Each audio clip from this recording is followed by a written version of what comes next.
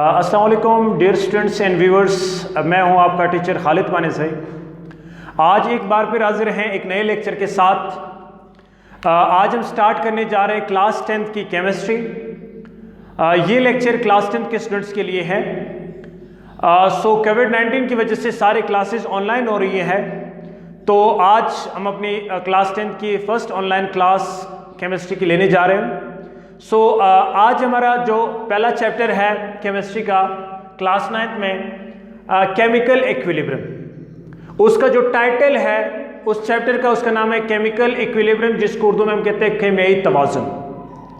यानी इस चैप्टर में हम इक्विलिब्रियम को डिस्कस करेंगे with the reference of chemicals, कीमियाई तवाज़ुन की मदद से कि केमिकल्स में या केमिस्ट्री में इक्विलिब्रियम कहाँ यूज़ होती है और कैसे यूज़ होती है और उसकी क्या इंपॉर्टेंस होती है। तो सबसे पहले ये तो मेन टाइटल था, बुक का, चैप्टर का नेम था। मैं इस पे जाने से पहले आपको इक्विलिब्रियम क्लियर कराता हूँ कि इक्विलिब्रियम किसे कहते हैं, जिसको उर्दू में हम तवाज़ुन कहते हैं।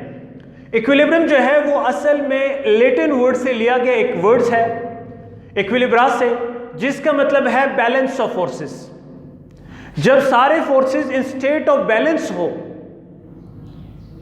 जितने फोर्सेस किसी बॉडी पे एक्ट कर रहे हो और वो body in state of rest या in state of uniform motion हो मगर वो बैलेंस्ड हालत में हो, तो उसे इक्विलिब्रियम कहा जाता है। कैसे डिफाइन कर सकते हैं? When the number of forces acting on the body simultaneously and body not change it's state of rest and uniform motion is called equilibrium. अगर किसी बॉडी पे बहुत सारे फोर्सेस एक्ट कर रही हो, वो body in state of rest में यानी सुकून की हालत में हो या वो यूनिफॉर्म मोशन में हो, यानी फोर्सेस लगने के बाद भी वो बॉडी अपनी स्टेट ऑफ रेस्ट या स्टेट ऑफ मोशन को चेंज ना करे, उन्हें इक्विलिब्रियम कहा जाता है, उन्हें तवाज़ुन कहा जाता है। एक्सप्लेनेशन कैसे करेंगे? The state when seem there no change in the state of the system is called equilibrium. जब उस बॉडी की स्टेट में कोई तब्दीली महसूस ना हो, कोई चेंज ना हो, उसके ऊपर फोर्सेस का कोई इफेक्ट महसूस ना हो, तो उन्हें इक्विलिब्रियम कहा जाता है। कैसे? आसान अल्फाज में हम ये देखते हैं कि अगर आप ये मार्कर हैं और इस मार्कर को अपनी उंगली पर ऐसे रख ले कि वो इन स्टेट ऑफ रेस्ट हो।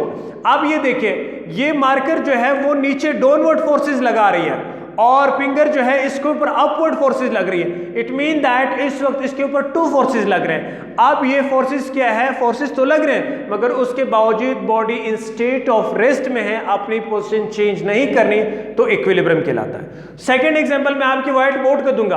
अब व्हाइट बोर्ड जो है ड्यू टू वेट की वजह से जमीन ग्रेविटी उसको नीचे अट्रैक्ट कर रही है, मगर दीवार में जो कील लगे हुए हैं वो उनको ओल्ड कर रहे हैं अपवर्ड की जानिब। अब देखिए 2 फोर्सेस हैं, अपोजिट डायरेक्शन पे हैं, बट बॉडी चेंज नहीं हो रही है, इन स्टेट ऑफ रेस्ट में है। इट मीन दैट इक्विलिब्रियम में है। समझ आ गई मेरी बात आपको? अब ये इक्विलिब्रियम की एग्जांपल थी। अब हम आएंगे टाइप्स ऑफ इक्विलिब्रियम। अब इक्विलिब्रियम को हम 2 टाइप्स में डिवाइड कर लेते हैं। इक्विलिब्रियम की 2 अकसाम होती हैं। हमने क्योंकि यहां पहले बात किया था इन स्टेट ऑफ रेस्ट और इन स्टेट ऑफ यूनिफॉर्म मोशन, तो इस रेस्ट और यूनिफॉर्म मोशन की वजह से इक्विलिब्रियम को हम 2 हिस्सों में डिवाइड कर लेते हैं।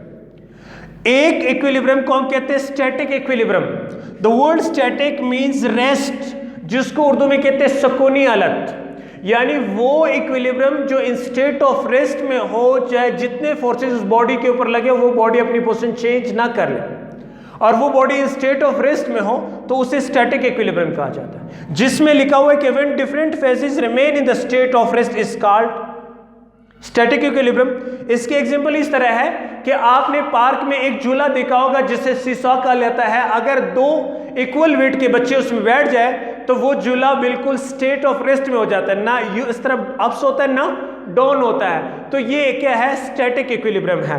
अब ये जो कोई बुक आप ले ले और टेबल के ऊपर रख ले, अब बुक क्या है? डाउनवर्ड की जाने फोर्स लगा रही है और टेबल उसको अप थ्रस्ट कर रहा है, तो 2 डिफरेंट फोर्सेस इसके ऊपर एक्ट कर रही है, बट बॉडी क्या है? इन स्टेट ऑफ रेस्ट में है। आपने देखे होंगे बहुत सारे बिल्डिंग्स अब बिल्डिंग्स क्या होते हैं, वो इस स्टेट ऑफ रेस्ट में है, इक्विलिब्रियम में है। तो कौन सी इक्विलिब्रियम में? स्टैटिक इक्विलिब्रियम में। आपने किसी बिल्डिंग को चलते हुए कभी नहीं देखा। क्यों नहीं देखा? बिल्डिंग जो है वो जमीन के ऊपर फोर्स लगाती है और जमीन उसके ऊपर फोर्स लगाती है, तो डिफरेंट फोर्सेज उसके ऊपर लग रही है, but remain in state of rest is called static equilibrium. इसके बाद हम चलते हैं dynamic. The words dynamic mean motion. Dynamic जो मतलब होता है, उसका मतलब होता है मोशन, हरकत, या इसको उर्दू में कहा जाता है मुत्तरिक तवाज़ुन। अब देखिए, इसके नाम से जाहिर है, इसके वर्ड से जाहिर है कि वो इक्विलिब्रियम जो इन स्टेट ऑफ यूनिफॉर्म मोशन में हो, बट इक्विलिब्रियम हो कैसे, अब इसको डिस्कस करते हैं। The state of equilibrium which phases are interconvert into each other is called dynamic equilibrium, या the equilibrium which involves to the constant change of particles of motion is called dynamic equilibrium. But एक बात याद रखनी है, dynamic equilibrium में phases interconvert हो रहे हैं, पार्टिकल्स इंटरचेंज हो रहे हैं, बट इसमें ऑल चेंज होता है, नेट चेंज होता है, मुकम्मल जो तब्दीली होती है वो जीरो के इक्वल होती है। इसके पहले मैं आपको एक आम से एग्जांपल दे देता हूं डायनेमिक इक्विलिब्रियम की। सपोज कर ले इस क्लास में इस वक्त 20 स्टूडेंट बैठे हुए हैं। कितने स्टूडेंट बैठे हुए? 20 स्टूडेंट्स, और 10 स्टूडेंट्स जो है वो क्लास की डोर पे वेट कर रहे हैं। यहां पे क्लास में 20 स्टूडेंट्स है और 10 स्टूडेंट्स डोर पे वेट कर रहे हैं। मैंने यहां से 10 बच्चों को निकाल दिया, अली, खालिद वगैरह को निकाल दिया और 10 बच्चों के लेके। अब देखिए, स्टूडेंट्स क्या हो गए? इंटरचेंज हो गए, तब्दील हो गए। खालिद, अमित वगैरह बाहर निकल गए, अली, जफर वगैरह अंदर आ गए। अब बच्चे चेंज हो गए, स्टेट चेंज हो गए, बट नेट चेंज क्या रहा? क्लास की होल स्ट्रेंथ तो वही 20 है। फिर मैं 10 को बाहर निकाल दूं तो और 10 को अंदर लेके आता हूं। बच्चे चेंज हो रहे हैं आपस में, बट जो है ऑल चेंज जो है, आपकी क्लास की स्ट्रेंथ वही 20 रहती है। इसकी सेकंड एग्जांपल इस तरह ले ले, आम से जो अगर मैं डायनेमिक इक्विलिब्रियम की एग्जांपल दे दूं, अगर आप कहीं जाकर बेलचे से काम कर रहे, कोई कड़ा खोद रहे, उस कड़े से आप मिट्टी बाहर निकाल रहे हैं, उसी वक्त आपका दोस्त आपके पास होता है, जितनी मिट्टी आपने बाहर निकाली वो वापस उसी कड़े में डाल। तो अब क्या हो रहा है? स्टेट क्या हो रहा है? चेंज हो रही है। आप उस मिट्टी को कड़े से बाहर निकाल के ऊपर फेंकते हैं और वो वापस वहां से उठा के नीचे फेंक रहे हैं। स्टेटस चेंज हो रही है, बट ऑल चेंज क्या हुआ? नेट चेंज क्या हुआ? मुकम्मल तब्दीली क्या हुआ? जीरो। क्योंकि आप आगे काम नहीं कर सकते, जितना मिट्टी आप बाहर निकालते हैं उतना मिट्टी वो वापस अंदर डाल रहे हैं। तो फेजेस तो चेंज हो रहे हैं, मोशन में है, इन स्टेट ऑफ मोशन में है, इस वजह से हम इसको डायनेमिक यानी मुत्तरिक कहा जाता है। मोशन में तो है, बट ऑल चेंज क्या है? नेट चेंज क्या है?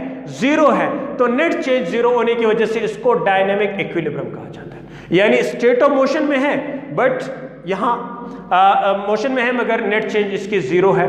अब इसके हम एक एग्जांपल लेते हैं विद साइंस के हवाले से, कि इसके एग्जांपल कहते हैं, अगर आप एक क्लोज कंटेनर लें, उस क्लोज कंटेनर में आपने लिक्विड लिया, सपोज वाटर ले लिया, ठीक है, मगर ये याद रखना है कि कंटेनर आपके पास क्लोज होना चाहिए, ठीक है। जब आप इस वाटर को ईट अप कर लो तो वाटर क्या कर देंगे? एनर्जी गेन करेगी। एनर्जी गेन करने के साथ क्या हो जाएंगे? वाटर मॉलिक्यूल्स स्लोली इवेपोरेट होना शुरू हो जाएंगे। अब वाटर मॉलिक्यूल क्या हो रहा है? जब इनकी एनर्जी ज्यादा हो गई और वो अपने सिस्टम को छोड़ करके लिक्विड से गैस में यानी वेपर में कन्वर्ट हो गया। अब ये ऑपरेशन डायरेक्शन जो है वो अपवर्ड है। अब मसला क्या है? ये वेपर्स बाहर नहीं जा सकते। क्यों नहीं जा सकते? क्योंकि कंटेनर क्लोज्ड है। आपने जो बीकर लिया, जो सिस्टम लिया, वो क्लोज है। अब आहिस्ता आहिस्ता ये वेपर्स यहां पे जमा होना शुरू हो जाते हैं। तो शुरू में आप देखें rate of aberration Aahista Aahista increase हो रही है, बढ़ रही है। तो यहां पे इतने ज्यादा वेपर्स हो जाते हैं कि वेपर्स क्या कर लेते हैं? एक प्रेशर डेवलप कर लेते हैं, लिक्विड के ऊपर भी और आपस में भी। उस प्रेशर को हम कहते हैं vapour pressure.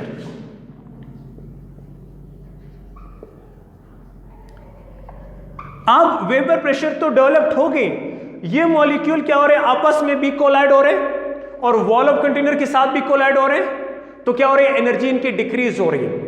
After some time इनकी एनर्जी इतनी डिक्रीज हो जाती है कि यही वेपर्स क्या हो जाते हैं? वापस कंडेंसेशन स्टार्ट हो जाती है। यही वाटर वेपर्स जो है जो इन स्टेट ऑफ गैस में थे, अब ये वापस कंडेंस हो जाते हैं, यानी कंडेंसेशन स्टार्ट हो जाती है। कंडेंसेशन से मुराद ये है कि वेपर क्या हो जाते हैं, वापस लिक्विड में चेंज हो जाते हैं। अब यही वेपर्स जो है वापस नीचे सिस्टम के अंदर लिक्विड के अंदर वापस लिक्विड में चेंज होते हैं और नीचे गिरना शुरू कर देते हैं। तो शुरू में रेट ऑफ एवापोरेशन ज्यादा थी, रेट ऑफ कंडेंसेशन 0 था। जब रेट ऑफ एवापोरेशन बढ़ती रही, after some time rate of condensation भी स्टार्ट होगी, यानी जैसे लिक्विड वेपर में कन्वर्ट हो रहे थे, तो आफ्टर सम टाइम के बाद जब वेपर प्रेशर डेवलप्ड हो गई तो वेपर्स वापस कंडेंस होना शुरू हो गए। थोड़ी देर के बाद इन दोनों में इक्विलिब्रियम डेवलप्ड हो जाती है। अगर 10 मॉलिक्यूल एवापोरेट होते हैं तो 10 मॉलिक्यूल वापस कंडेंस होते हैं। अब क्या हुआ, जितने मॉलिक्यूल एवापोरेट होंगे उतने मॉलिक्यूल वापस कंडेंस होंगे, तो सिस्टम में चेंज क्या आया, 0, क्योंकि जितने मॉलिक्यूल एवापोरेट होते हैं उतने मॉलिक्यूल वापस कंडेंस हो जाते हैं।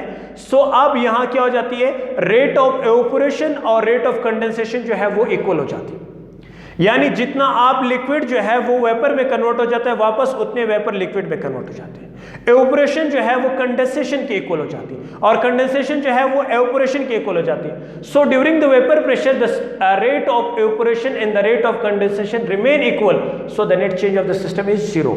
तो इस तरह जितने मॉलिक्यूल, अगर 20 मॉलिक्यूल ऊपर एवापोरेट होते हैं तो 20 मॉलिक्यूल उसी टाइम पे वापस कंडेंस हो जाते हैं। तो ये सिस्टम क्या हो रहा है, अब जितने मॉलिक्यूल जा चुके उतने मॉलिक्यूल वापस आ गए, सिस्टम के ऊपर कोई इफेक्ट नहीं हुआ, मोशन हो रहे हैं, लिक्विड गैस में कन्वर्ट हो रही है और गैस लिक्विड में कन्वर्ट हो रही है, फेजेस इंटरचेंज हो रहे हैं, बट ऑल चेंज जो है वो 0 है। So this system is known as, या this example is known as dynamic equilibrium. इसको हम डायनेमिक इक्विलिब्रियम कहा जाता है। और इंशाल्लाह आई होप आपको ये लेक्चर समझ आ गया हो। इस लेक्चर के हवाले से कोई भी क्वेश्चन है, कोई भी प्रॉब्लम है, आप हमें व्हाट्सअप करें, या कोई समझ नहीं आए दोबारा मैं समझाने की कोशिश करूंगा तो प्लीज़ हमें ज़रूर फीडबैक देंगे। इंशाल्लाह मिलेंगे नेक्स्ट लेक्चर के साथ, तब तक के लिए अल्लाह हाफिज़।